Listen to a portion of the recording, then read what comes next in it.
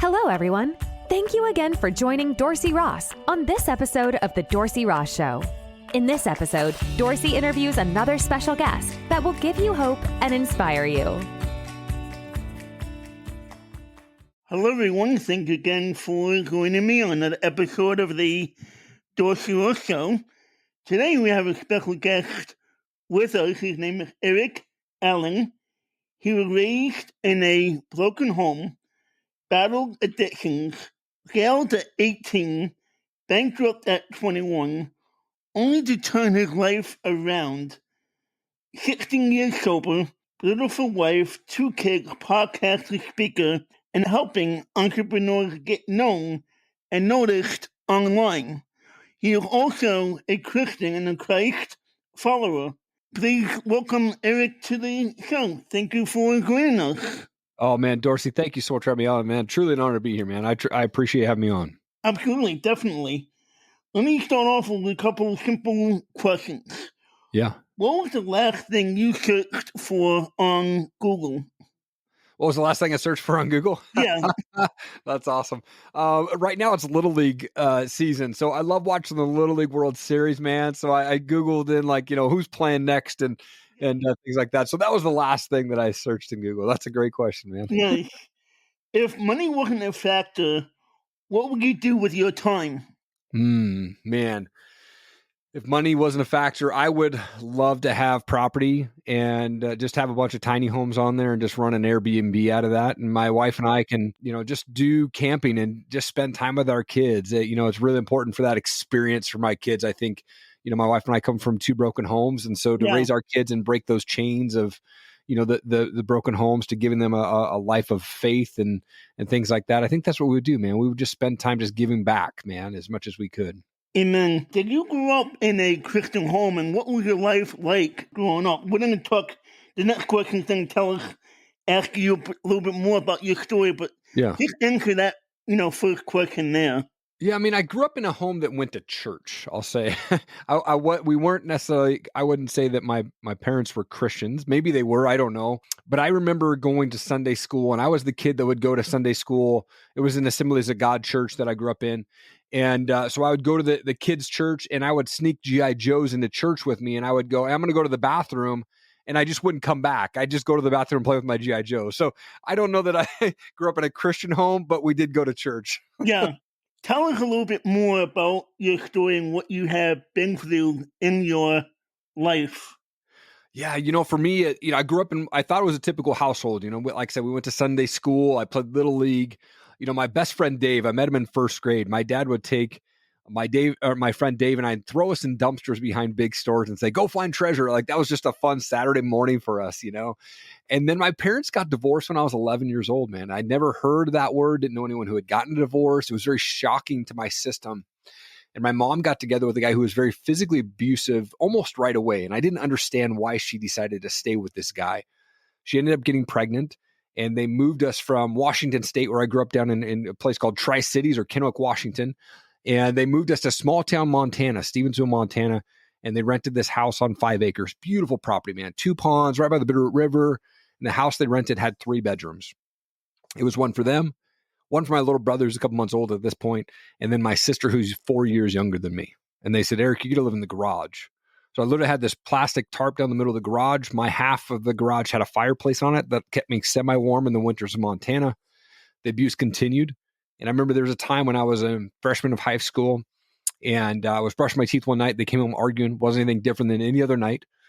And I was not walking with the Lord at this time, but I remember brushing my teeth and God saying, dude, you got to look around and see what's going on. And so the way the house was set up was behind me was the kitchen to the pantry to the garage where I stayed. And as I turn around, I see him on top of my mom, just boom, boom, boom, punched her right in the face. I'm like, all right, I get this guy off. So I walked up behind him and I grabbed a cast iron pan and I swung as hard as I could and I split the back of his head open.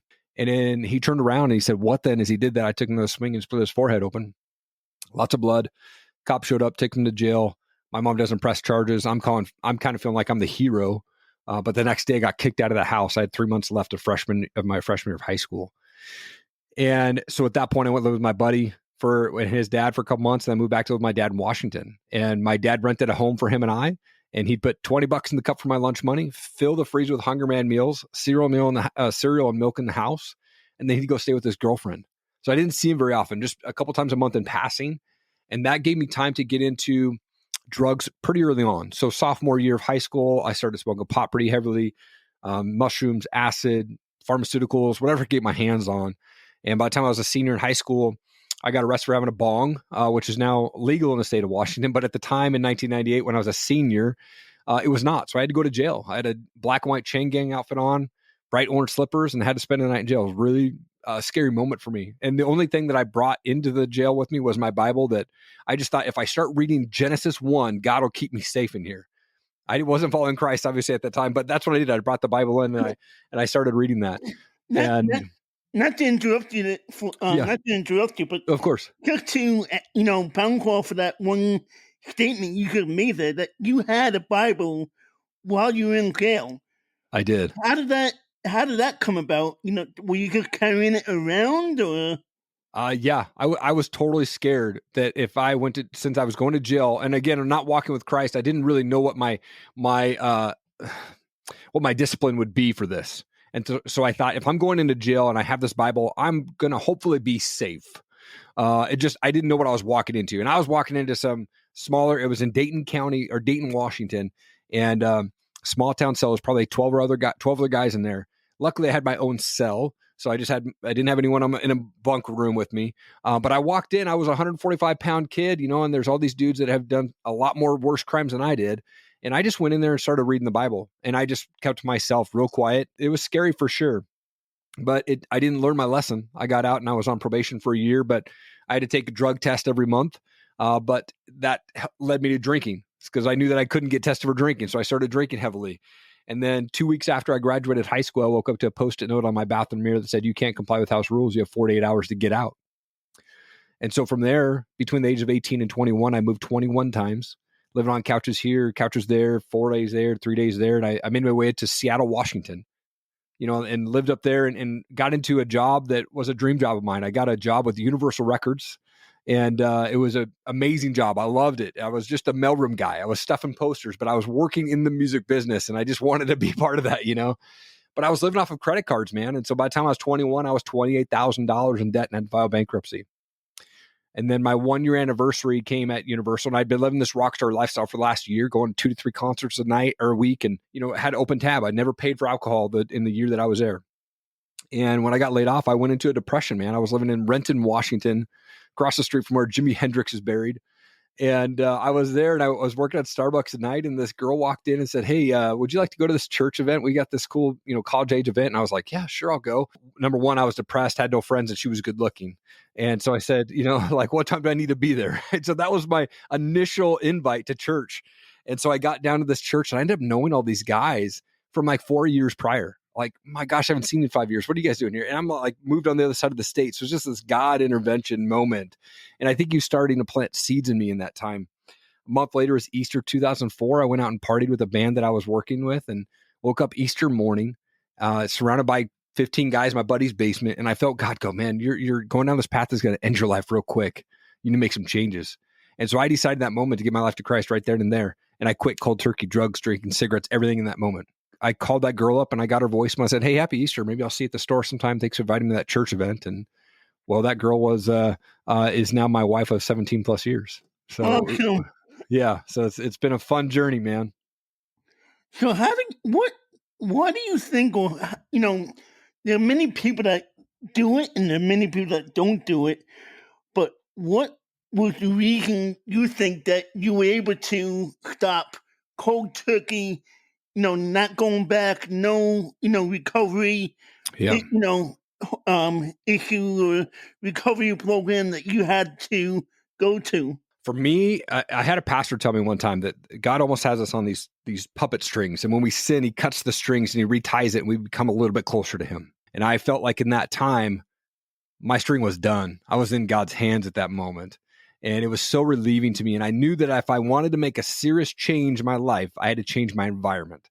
And so I called all my buddies up and I was like, "Look, guys, I'm not healthy. I got to get healthy. I got to take a break from the party scene." And the cool thing is, these guys are still my friends today. I took 6 months off from really going out to the bar or hanging out with them. What I did was I replaced that with men that I found in the church that had great marriages, that had great businesses, that had great walks with Christ. And I started taking the Starbucks and I was like, dude, I want to hear your story. Tell me what you're doing to change your life. What did you do to get to where you're at today? And I started reading books like crazy, and I had to change that environment if I wanted to change my life. And the big thing was I realized that my past and other people's opinions don't define my future. And once I realized that, I was on fire. I was ready to rock and roll, and here we are today. Yeah. Yeah, it's definitely what God thinks of us and how God defines us is what's really important, not what anybody else thinks of us. Yes. Yeah, absolutely. And I'm a big Starbucks guy, so you just gave me a little empowerment to maybe think, hey, maybe my wife will walk into Come on. Starbucks and we'll start talking. It happens all the time, man. I'll tell you, I think it was a total God thing. My wife and I were actually both born at 1:41 p.m. on our birth certificates. Oh, wow. Different days, different years, but the exact same minute. So it's really Yeah. kind of a fun thing. Tell us about how someone can grow in their faith and in their business. I'm a big proponent of surrounding yourself with people that are living the life that you want to live. And if you know guys that are in your church or in your community that are Christ followers, that are great business people as well, get around them. Find a way to get around them. And just being in their presence will motivate you to be better. And what I did was I found guys that are in my area that we started going to a new church about a year and a half ago. And I immediately jumped into the men's Bible study. That's on, we meet at 6:30 in the morning on a Thursday morning, and it started out with 6 of us. And now there's 25 of us that go there. And it's just so much fun. So fun to sit there and we deep dive into the Bible. But the relationships that come out of that, some of these guys are business people. I'm learning a ton. I started a 1-year mentorship program through our church. There's only 8 of us that were accepted into this small group. And these gentlemen who have been doing this for 11 years now, I think, I got part of that and I got to be part of that. So we meet every 6 weeks and some of them are business entrepreneurs, some of them are not. But I think if we want to grow in our faith and our business, it's about spending time with God, spending time with prayer. And I'm a big proponent of my prayer time is very gratitude driven. I'm just thankful that I'm here today. I get, each morning when I wake up, I'm like, man, God, thank you for another day to see and hug and hold my family. So I think if we can have the right attitude and we surround ourselves with people that are living the life that we want to live, that's the type of life that we can have. We can grow in our faith and our business by doing that type of stuff. Yeah. And what would you tell someone who wants out of their bad situation but doesn't know how? That's a great question. And I think with folks they're feeling stuck, I think it's really important to shift or pivot the mindset. Get your mind off the negative stuff that's happening, but really look at the goodness that is in your life. And maybe that's just a very little goodness. Maybe that goodness is just you going to work.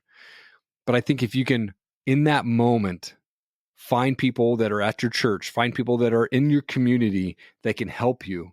You have to kind of get uncomfortable if you want to make a change in your life, right? And so go find people, you may not even know them, but they're at your church. Go find people. They will help you, most of the time. I'm not going to say every time, but most of the time you're going to find people in the church that are willing to help you out and get you out of that situation.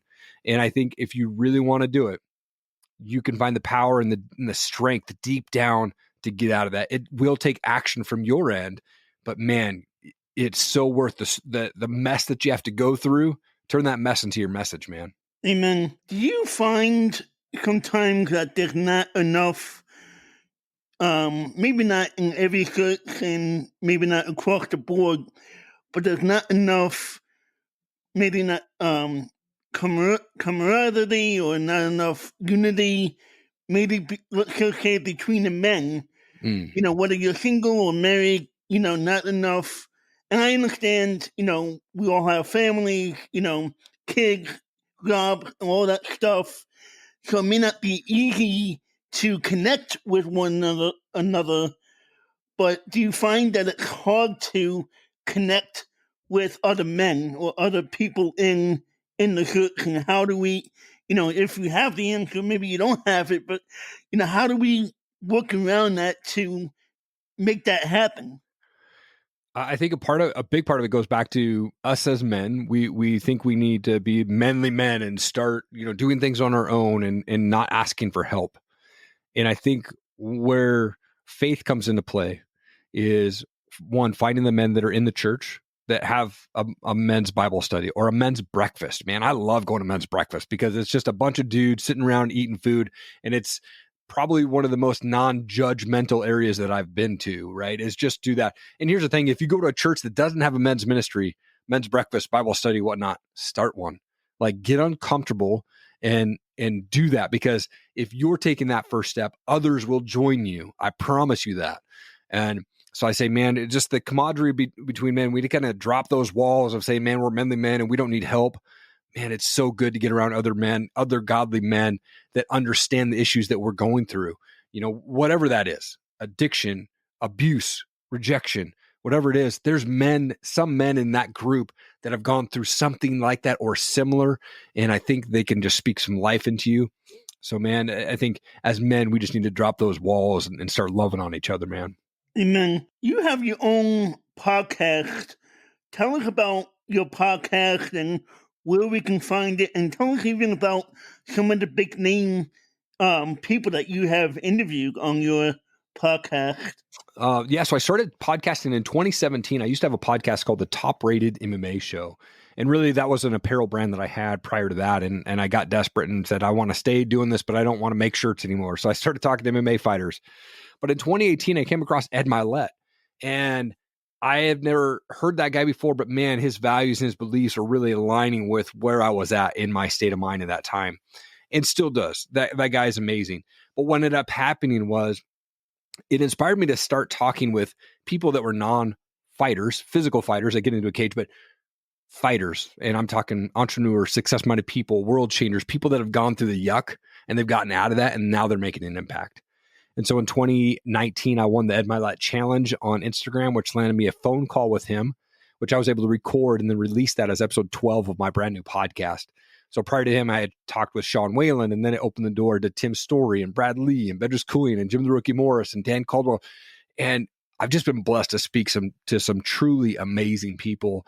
And I'm just fascinated with people's stories, man. I love podcasting. So I've done 400 plus episodes, and I just love being able to get on. And, you know, when I first started, it was like, and started talking to these big names, like, man, do I just hold on to this stuff? But like, I was like, oh man, this is such a great conversation. But like, no, I got to share this with the world, man. Right. I just love podcasting and talking with people, man. And so it's been so much fun, man. But ErikAllenMedia.com, it's ErikAllen media.com is my website. You can find all the information on me on there. I'm also big on Instagram. Just Erik G. Allen is on there, and I respond to every comment, every DM. I just love connect with people, man. And how do you book, for mainly people who are podcasters that are listening to this later on? How do you book some of those big names? I love this question, because when I first started podcasting, first started reaching out to people, I was doing the same thing that everybody else does. They have a template already made, and they send it to them via email or Instagram DM or Facebook DM, and they just change the name at the top. And it's just like, this is who I am. This is what I want to do, and I want to talk to you on my podcast. Don't do that.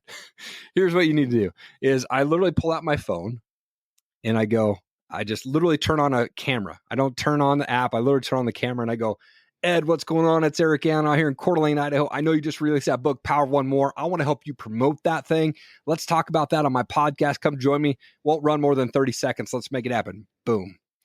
30-second video, DM Instagram to whoever you want on your show. And I don't put any text beneath it. I just send the video. And then it kind of brings some curiosity. I'm like, why is this guy sending me a video of himself? And then when they click on it, it's not me talking about me. It's me saying, I want to help you promote this. I love that post you just did. I want to help you promote that product. And then that's what opens the door for those bigger names to go, all right, this guy just doesn't want to have me on a show. He actually wants to help me out. How can I bring value to them? And don't go more than 30 seconds because they're so busy, right? So I found that method to work best for me. And that's how I've been able to land all of the guests on my shows. I've never had anybody said no. I've had some people ignore it. But most of the people that I send that video to will email back and go, oh, man, I love the backdrop. Or, man, thanks for sending me that video, because I know I took time out of my day to actually send them a personal invite, not some templated template. What books have changed your life, and what book would you recommend my listeners to read?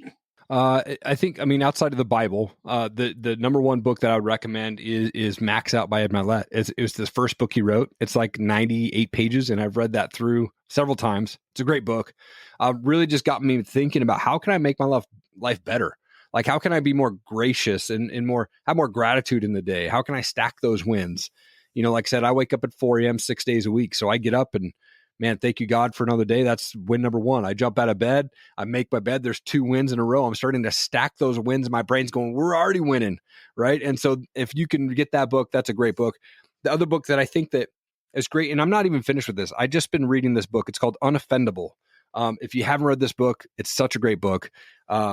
And it just talks about us as Christians. Why do we get angry? Why do we get offended by things, man? Jesus didn't walk around getting disgusted by people that were sinners, right? He just loved them where they were at.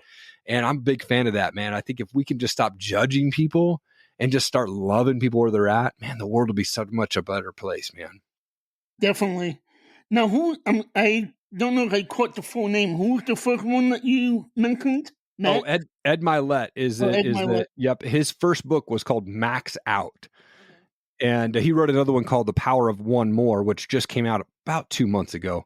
But both of those books are great. But the very first book he wrote, it was like 98 pages, and it was just really kind of down to the dirty deeds of like what you need to do to start making some changes. And it was a great book, man. What is your definition of success? Success for me is living life without permission, meaning I don't have to ask my boss man if I want to take a day off work.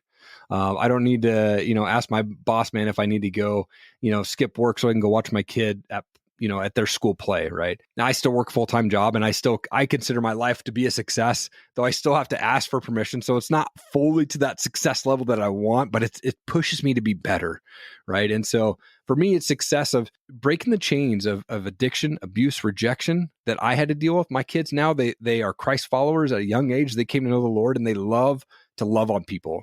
And I think if they can go out and start changing the world and change, and if I can be part of that and changing the legacy where they don't have to experience the yuck that I did and the yuck that my wife did, that's success for me. Right. And that's the next thing we're going to talk about. What does legacy mean to you? Yeah, legacy for me it's big time. I think coming from the childhood that I had a lot of fun as a kid. I had a lot of moments, but there's a lot of blank spots that I don't remember because there was just a lot of craziness, abuse that I just don't remember. My timelines kind of get mixed up sometimes on when I was a kid. But I think legacy for me is I want my kids to live a life that I didn't live. I want my kids to, be able to just love on people. And I want them to be able to go find the people that are in their school that don't have the friends. And what's really cool is they do that today is they'll go find the kid that's sitting by himself in the lunchroom and go sit by him. We'll go out to the store. My kids, 9 and 12, will go, Dad, look, there's a police officer there. Let's go thank him. Look, Dad, there's an officer or a soldier. Let's go say thank you to them. They have such a heart to just love on people. And I want that legacy to continue. When my wife and I got married, we said, we're never getting divorced. We're breaking the chains of divorce. And I'm hoping that because of the decision that my wife and I made, and not every day is rainbows and sunshine, man. But like when you're married, man, it's just, we decided that we weren't going to do that. And so I'm hoping that the chain that we broke with that divorce continues down many generations of the Allen tribe. That we continue, my kids were raised and they will always love the Lord and just love on people. And for me, that's that legacy, man, is I wanted to see them loving on people and they don't have to experience the crap that I went through as a kid. Where does your drive to be successful come from? For me, I've always wanted to be the provider for my wife. I always wanted to be the one man income. Not that my wife, if my wife wants to work, great. But I always wanted to be able to provide for her so that she could just be a mom. Like I wanted her to be there for our kids. I worked my tail off to do that. And my wife was able to come home when my daughter was 6 months old. That was 12 years ago, And so, for me, it's family first, man. I want to do whatever I can to provide for my family. And my kids are not spoiled by any means. They don't get access to screens. They don't have their own phones. They don't have YouTube. Like they just don't have that. And so, I think the drive for me to be successful is just to have family unit that we can just love on each other. We can play games and we don't have to worry about the screens and get involved in the worldly stuff that's out there. Like we can just love on each other and love on people. And I think that's that drive for me, man. Right. Before we end, 2 more questions. Is there anything else that you want to, say or talk about before we go to our last question? I would just say, man, as Christians, we should just be loving on people. And I know that's the golden rule, right? Treat people how we want to be treated. And I think that we do get a lot of eyes on us being Christians and followers of Christ, right? Like, but if we can go out and we can just start loving on people and not judge people, I think if we do that and we turn off the news, and quit judging people, man, the world will be so much a better place. Yeah, I have, you keep mentioning that, I listen to the news maybe for 5 minutes. Yeah. And I'm like, forget it, turn it off. Yep, and, totally. And a friend of mine will come to me and say, did you hear about this? Did you hear about that? I'm like, nope, didn't hear about it. Yeah, I have no idea. Tell me what happened. I'm like, I don't need to know about that. Mm-hmm. Yeah. What would your encouragement be for my listeners who are going through tough times, who are going through, addictions, broken home, whatever it may be, what would your encouragement be to those who are listening? Wake up with a drive to be just filled with gratitude. Because if you wake up, there's still a time and a plan and a purpose on your life that needs to be fulfilled. And whether you're in the darkest of darkest moments, I think if you're awake in those dark moments, you can still get out of that. And all it takes is just some action from your end, right? Number one, pray about it. But number two, take the steps to get out of that situation. Sometimes we have to cut off toxic and negative people. And sometimes those people are family. And that's not always easy. But if you can find the strength to do that, and again, don't let your past and other people's opinions of you define you, right? Find the strength to get out of that. And I just want you to know that if you're listening to this right now, I believe in you and I'm proud of you. Start taking those steps and you can make it happen, and you can change legacies and generations to come down your line by having that strength and finding the strength to go do that. Amen. Well, thank you for your encouragement. Thank you. You encouraged me today by your story and by what you just said there. So I greatly appreciate it and greatly appreciate having you on the show. Oh, man, it's such an honor, Dorsey. This was a great show, man. You're a great host, man. You ask amazing questions, man. It's such an honor to be here, brother. Thank you. Well, guys and girls, thank you so much for coming on and listening today. I would love for you to like, share, listen, rate, and tell others about the show. And until next time, have a great night. God bless. Thank you again for joining Dorsey Ross on this episode of The Dorsey Ross Show. Please like, share, and tell others about the show. Also, please check out the other podcast episodes. And if you would like, donate to this podcast and buy Dorsey a coffee. Thanks again for tuning in, and we'll catch you in the next episode.